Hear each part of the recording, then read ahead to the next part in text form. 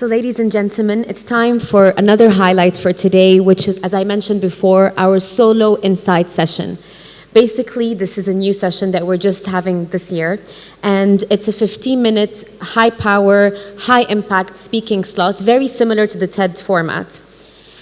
And our speaker today is an award-winning, just forget how to pronounce it, Haitian American, is an award-winning Haitian American entrepreneur and startup ecosystem expert for emerging markets. She started her career as the founder of Vendetti, a social network connecting people to street markets with the aim of digitizing a $10 trillion black economy and centralizing the world's 200,000 street markets.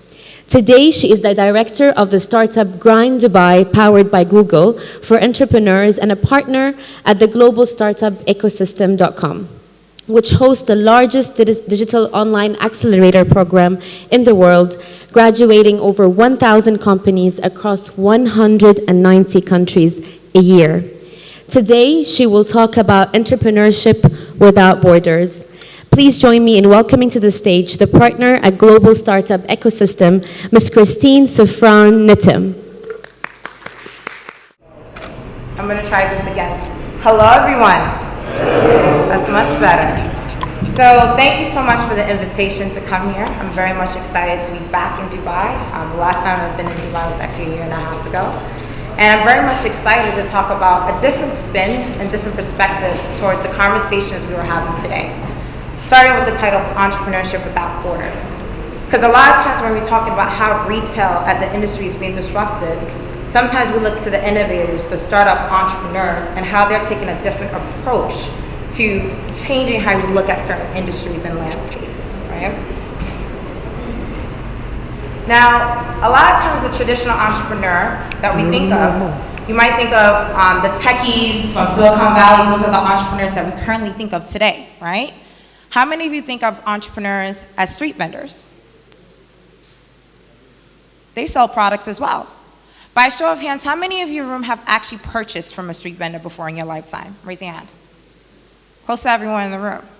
And these are the faces behind some of the street vendors that you probably never really thought about in this street food that you're purchasing or this item. But these are also a part of the retail industry in many different ways, right? And a lot of times, trying to get you to understand the story of a street vendor or a micro entrepreneur, you have to hear it from someone who actually experienced it. I myself actually was a street vendor once. And I'll start by telling you the stories of these type of entrepreneurs so you can understand the context of retail in a completely different way through my story. Now, I'm not sure if has anyone in the room ever been to Haiti before? One person. So I'm sure in 2010 you heard about the earthquake that took the lives of 250,000 people. It shattered media around the world. And a lot of times people show images like this one, where they showcase the poverty, the story, the hardship. But they don't think about this street vendor who's on top of the rubble the very next day, business as usual. Now I know there's a lot of retail experts we heard speaking today. If you had a disruption on your site, maybe your VC funder just wasn't able to give you the next round of investments, shut down, business closed, that's it, right? But we had an earthquake that completely shattered the country, and here you have a street vendor, an entrepreneur who's saying, I'm getting up the next day, sell right on top of the rubble. As a matter of fact, they use it as a platform to actually showcase the work even better, right? And so this resonated with me very personally because I myself used to be a street vendor as well. I used to sell in the streets in Haiti, New York with my family. And this is something that's in my DNA, right? From 3 generations of street vendors, from my grandmother to my mom to myself, we made a living actually selling in the streets and becoming probably the truest form of entrepreneurship where there are no excuses when it comes to trying to sell a product or an idea to someone that you probably met for the very first time with no market research, no background analysis as to, who's this person, where they're coming from, just from intuition, from gut instinct. You're trying to persuade someone to purchase something. And I traveled the world to close to 40 plus countries around the world, understanding the patterns of street markets. Because a lot of times people think, wow, this is a huge potential of entrepreneurs that could really be showcasing their items in ways that we never probably anticipated. And people travel the world just to interact with people like this in terms of street food and street products. And so because they saw the potential of all these micro entrepreneurs, a lot of them think, well, let's buy the products that they're selling in the streets wholesale and sell them, online. Because traditionally, when we think of retail, we think of our shops, our storefronts, right? I'm seeing a lot of head nods. And retail today is something that everyone's talking about. It's like currently a $1.3 trillion industry in certain markets around the world. So this is the traditional way that we might assume to actually be able to connect with individuals today to sell our products, right? But I'm going to challenge that assumption because, quite frankly, this chaos that you see here, this is the real future of commerce, despite what everyone is telling you today. Think of, the internet, the tech, the industry, but this is where $10 trillion is circulating around the world, where people are selling products, foods, ideas in completely different ways. And I remember when I was challenging governments about this concept, they said, well, eventually they'll get the memo and stop selling their products online. Wi-Fi is actually changing globally. Currently we have 7 billion people on the planet, 3 billion actually have access to internet. What happens when 4 billion people come online? How will they sell their products? How will they initiate and engage you with their ideas? But traditionally, it's actually not just happening in just emerging markets. London actually boasts the highest concentration of street vendors from around the world. 100,000 people visit London Camden Market just to buy street products. But I thought we were moving forward. I mean, it's London, right? They should have probably the best retail shops in the world, probably the best storefronts, the best technical online, companies. But yet you have the highest concentration of travelers traveling to this country to buy products on the streets. So this is an oxymoron that we just cannot understand. How is this the future of retail when people are still connecting back to people the way we used to do it before? Well, sincerely, it's because now more than ever, as we're becoming more interconnected, it's imperative that we connect to people in a more authentic manner. Because behind closed doors, you could probably give a facade of what your company looks like and what you sell. But in person, we cannot lose that element. Because the street markets is not actually where you just sell products and services. It's also where you got information, where you got the gossip, who got married, what's happening in the neighborhood, right? So it goes beyond products and services. It becomes a way of life. And so this is something I want to present today is as we're thinking about the disruption in industries such as the retail industry, think about the entrepreneurs that are actually radically changing your industry in ways that you probably never even anticipated. Because a lot of times we think we're moving forward, but we're actually accelerating forward in a completely different way. Now, when I coined the concept of Vendetti 2 years ago, Vendetti means it's a vendetta for street vendors, where we connect travelers around the world to street markets, and we're currently the largest directory of street markets. And people didn't take me seriously, because the World Bank, as stated before, saw the potential in this industry. Government saw the potential in this industry, but how can this little girl who thinks that she understands the informal economy better than the experts? So I kept talking about it, right?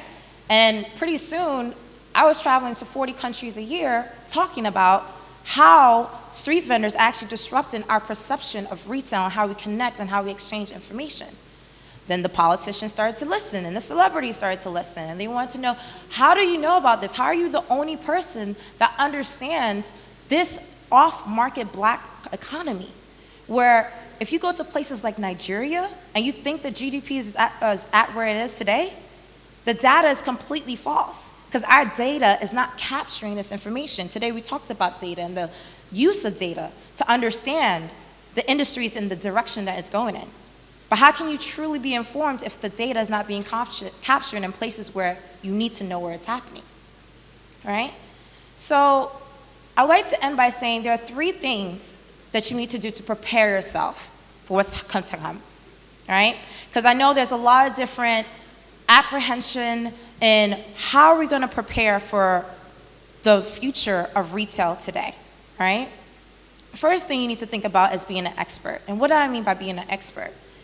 We already see what's happening where today, if you're not informed as to what is going on, the person next to you could have less experience, but if they're more informed, they will get ahead. And that is the knowledge truths. So it doesn't matter what title you have, what background or connections, if they are more informed about what is happening tomorrow, that's it. And that could be the defining factor that sets you apart from your competitors. So become an expert.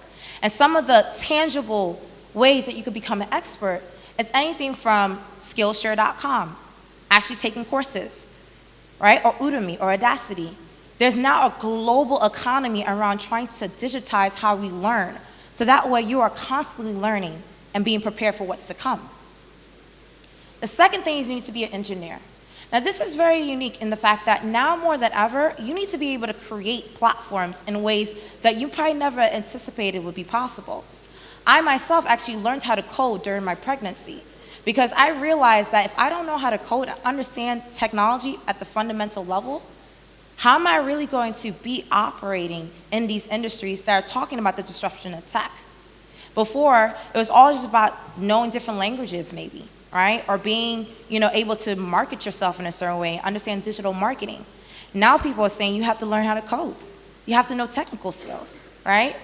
And if you try to learn these random skill sets that you probably don't think it's really catered to you, you learn problem solving.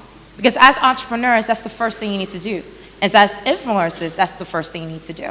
So engineering your problems in a completely different way is critical. And the final thing I will say is be exponential. Now, this is by far, if there's anything that you take away from this talk, I hope that you remember this. The world is moving so fast that one move is no longer one more move the next day. Where usually we think we take linear leaps, right? Where we take one step today, make some small progress, and the next day we'll take another step and we'll keep moving forward. Now, things are happening on an exponential curve. We're seeing AI technology actually automate industries in ways that thousands of people will be jobless, literally within seconds. We're seeing that people are constantly trying to understand what is blockchain doing to these industries. And now you're seeing all over the media, even if you don't want to care, you have to. Because how's that going to change actual currency? But it's beyond currency, it's actually exchange of value that's changing. How we actually exchange content, information, and value systems. I myself actually spent some time at NASA Ames understanding AI, drones, robotics, genetics. I mean, people now are actually trying to modify their genes for human longevity. And if you don't think this applies to the retail industry, this is by far how we actually buy products and services is the core of economies. So if you don't understand how AI and all these exponential technologies are disrupting how your industry works, you might as well not operate in it because it's unforgiving. Technology doesn't try to select who they think that they're trying to be ready for it. It just disrupts. So you have to be ready for that. And so with that, I definitely wish you all the very best on your journey to understand this industry and how it's changing rapidly. And hope that you stay connected with me on this journey as I further push people's perspective as to how the future of retail will change by looking at the entrepreneurs that you probably didn't think of are taking a very big place in the retail industry of tomorrow. Thank you so much, everyone.